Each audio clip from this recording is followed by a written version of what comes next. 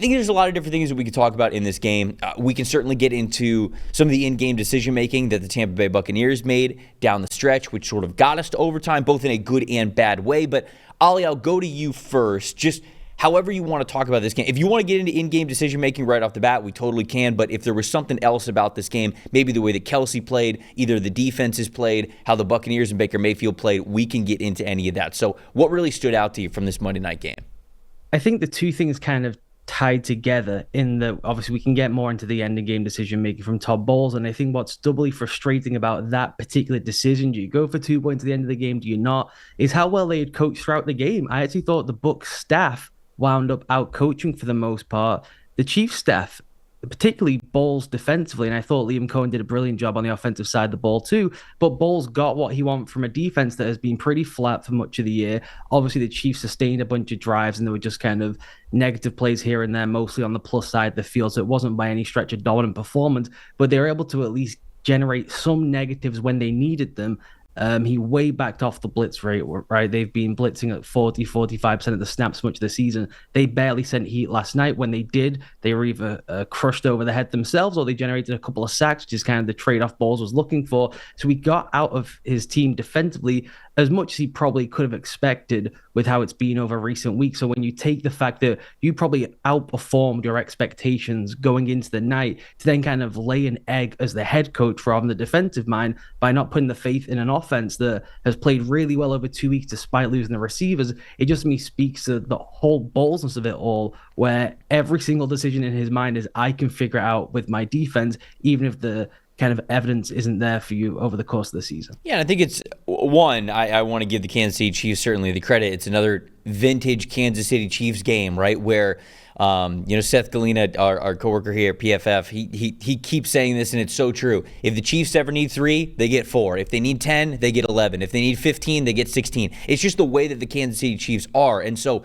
you can even expand that to, do you need to win a game 13-10? They can do so. Do you need to win a game 24-23? They can do so. Do you need to win a game 45-48? They can do so. They can just be whatever they need to be really at any point in time. And so I don't want to take anything away from this team that was able to claw back, was down on the scoreboard, ends up winning this game in overtime. Certainly those last 2 scoring drives by the Chiefs were methodical. They took a ton of time. They were over 10 plays each. And so they were able to play well enough down the stretch to win this football game, and they showed the identity of a championship caliber team. There's no doubt about it.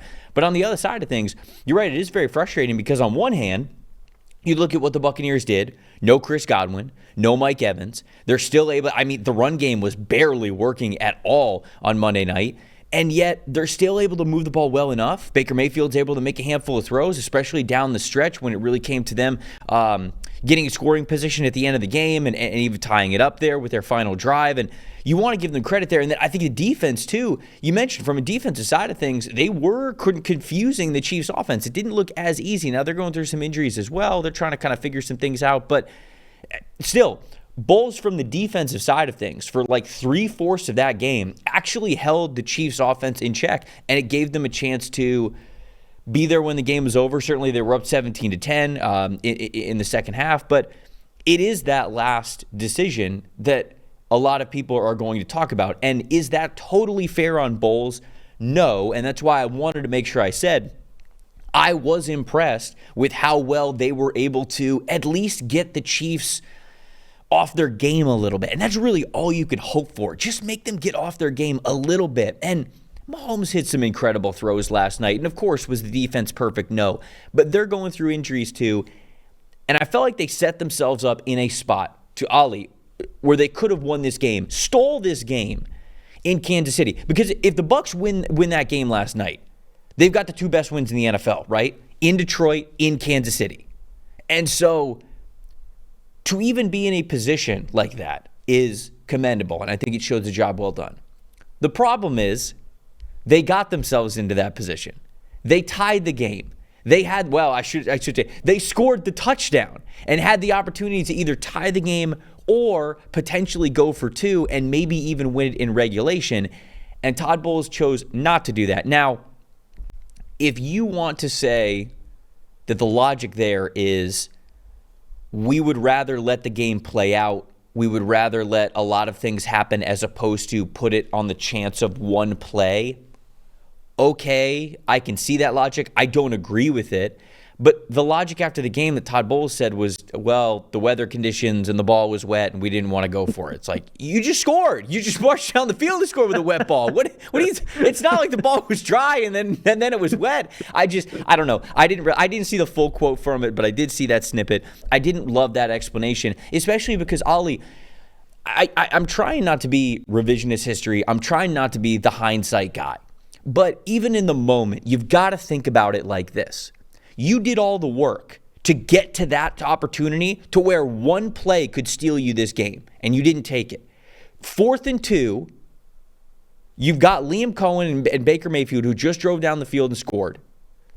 Do you want to put the ball in their hands for one do-or-die play, or do you want to give the ball back to Mahomes at least once with 20 seconds left, and we've seen what he's able to do with less than 20 seconds before to get into field goal range, then put your faith in the flip of a coin, then have to watch Mahomes potentially have the ball in overtime, and you didn't even get it back, just like you did against Atlanta 4 weeks ago. And Bowles chose that one, and it didn't work out for him. You are putting the ball in Patrick Mahomes' hands. That's what you were doing when you make that call. And I can never agree with doing that. And that's what the Bucs opted to do, and that's where we got. So I sort of ushered it into this conversation. You knew it wasn't going to be long before we got into it, but what did you think overall of that endgame sequence? No, I agree with you. And even look, we gave Bowles some credit for being able to kind of mix things up and break against this type this season to maybe confound the Chiefs, particularly on early downs. Mahomes roasted them on 3rd down to most of the game. So they didn't get fortunate. They played well and tightened up when they needed to, right? When they're on the plus side of the field, when the Chiefs were. But to expect that just to hold for the overtime drive, it was asking an awful lot when defensively just haven't been that great all season long. And for it to be the second time in one season when you lose in overtime without possessing the ball is just so tough for them to take. And I'm with you. You get one play to win the thing. And what bothers me with Bowles is not necessarily always the decisions. There are decisions that coaches make, plenty of them that I disagree with.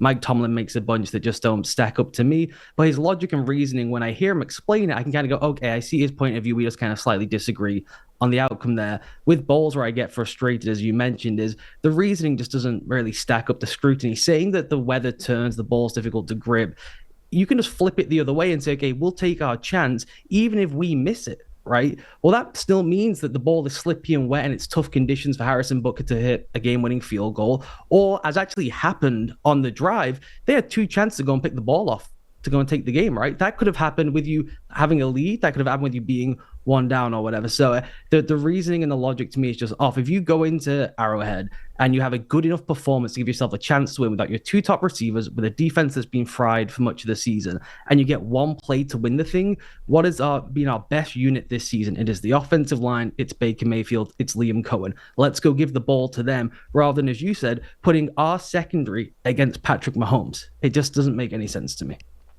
It's one of those things where I feel like you're just stacking things against you. And I tweeted this last night because unfortunately we've seen it too many times with Todd Bowles, when it comes to 3rd and 4th down decisions or end game decisions and things like that. The game of football, especially at the professional level, is truly, it's a game of inches. It is the smallest margins that end up winning you football games.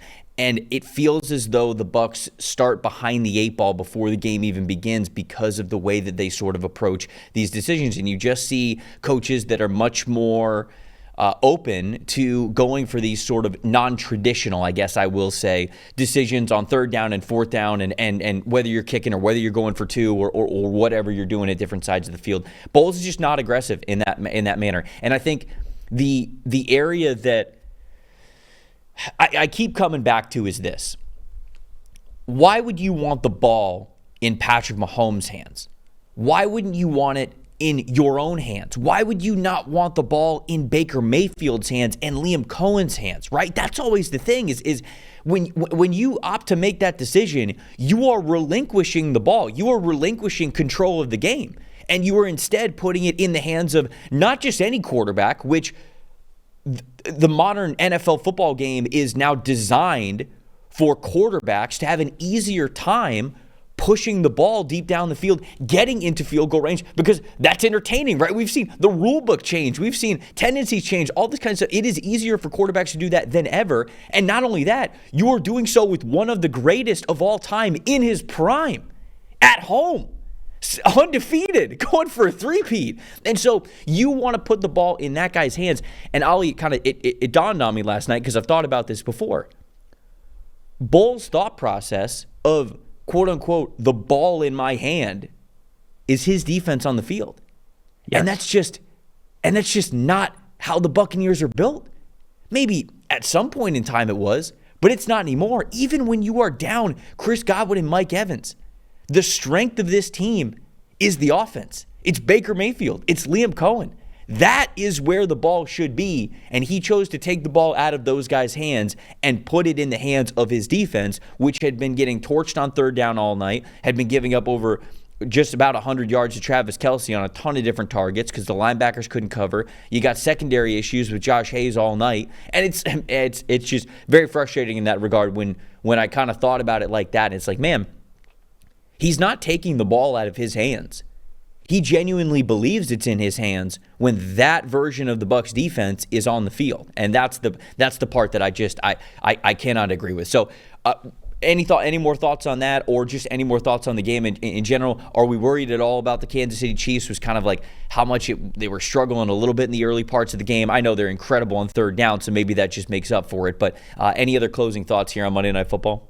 The closing one for me would just be DeAndre Hopkins' impact, right? They go and make this trade that the league should never have allowed them to do. Somehow they've been able to get DeAndre Hopkins. And what I think is so interesting about bringing him in is they haven't done anything to kind of change the offense in a way that's like, we have DeAndre Hopkins, either as them, I don't know, misidentifying that, he's 6 years younger than he is, still at the peak of his powers, anything like that, or just to kind of bring him along slowly and work in a kind of package of DeAndre plays. He is just in the offense in a traditional Chiefs spot and is then open. And they used him an awful lot last night he was kind of the target guy in RPO situations and now screens and really quick things from Mahomes where it's just a really simple leverage, read and let it rip. And they already have this really nice chemistry on just the quick in-breaking things. We see with the touchdown where everyone's terrified of DeAndre Hopkins jumping over them, right, for the fade stuff, which he's done all throughout his career. He's able to just stutter on a young player and get the simple slant for the touchdown. But all night, it just felt, when you go back through the film in the morning, he is open a ton on quick breaking things. So to be able to have that as a quick breaking target, then you have Kelce at the intermediate part of the field, as you mentioned, the Bucs linebackers just couldn't cover him all night. And then they're hoping at some point, maybe they can get through Watson or Worthy or someone, that kind of third level down the field, which has been missing for them all season. They hit 6 explosive plays last night. They should have had another one. Worthy drop what should have been probably a walk-in touchdown. Was that the opening drive of the game? Maybe the second drive of the game? Yeah, that was that first drive, yeah. Yeah, you can see where dropping Hopkins in already, even if he's never the player he was at the peak of his powers, how it just fits into the puzzle so seamlessly right away. And it shouldn't be that shocking that a great player in DeAndre Hopkins, maybe the greatest ever in Mahomes, have chemistry right away.